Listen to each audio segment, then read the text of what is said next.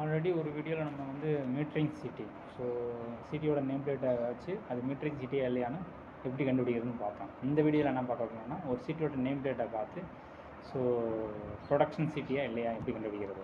So இந்த சிட்டியில் பார்த்தீங்கன்னா நேம் பிளேட்டில் கிளாஸில் வந்து 5P1020 அப்படின்னு இருந்துச்சுன்னா அது வந்து production city. So 5P10 5P20 meaning என்னென்னா 5 அக்யூரசி P ப்ரொடக்ஷன், 20 or 10 என்னென்னா ஸோ 10 இருந்தால் அக்யூரசி லிமிட் ஃபேக்டர். ஸோ ரெண்டுமே accuracy limit factor. So for example இப்போ சிட்டியோட ரேஷியோ 100/1.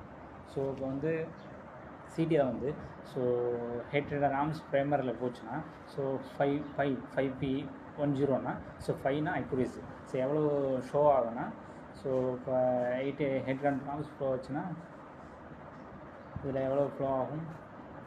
ஸோ 795 to 805 ஃப்ளோ ஆகும். Okay, P production.